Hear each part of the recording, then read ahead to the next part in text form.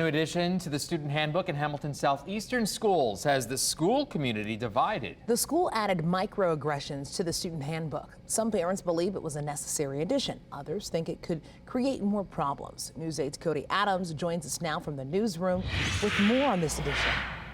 Yeah, microaggressions can be defined as everyday, subtle, intentional or unintentional interactions or behaviors that communicate some sort of bias toward historically marginalized groups. School leaders say students asked that it be added to the handbook. The added paragraph has created a big discussion. We already have a code of conduct to address things like bullying and things like that. So why do we need extra complexity?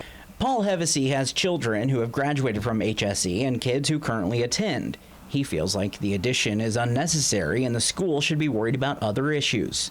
For a school district that's been top 5, 12, 15 years ago, and now barely hanging on to 17th or 18th in the rankings, really seems like an unnecessary move by a school board that really should be focused on academics. Beth Ann Budenbaum has 2 adopted daughters from China. They've both graduated high school, but she says they've dealt with microaggressions on a regular basis. Questions around, do you eat dog or cat? Sometimes that was used in a not so nice way. Sometimes it was an honest, innocent question that just wasn't understood. And so being able to bring those conversations to light, that's just adulting. News 8 reached out to the school to see why microaggression was added to the handbook. They sent us a statement reading, "Our mission at Hamilton Southeastern is to provide our more than 21,000 students an academically challenging education while also preparing them for the future. We believe it's important to ensure our students are prepared for the ever-changing real world and how to navigate successfully in this new environment in which we all operate." The recent update to our student handbook provides staff the opportunity to hold restorative conversations about how an intentional or unintentional interaction that communicates some kind of bias between students can be effectively addressed.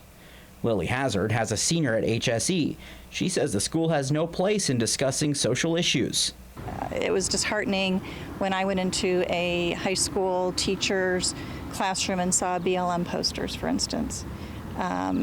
That's not a place for schools.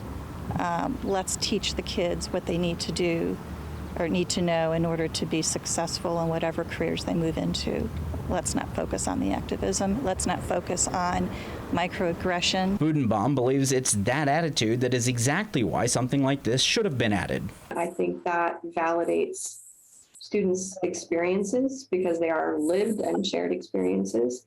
And there's absolutely nothing wrong with saying we value you enough that we'll have these conversations.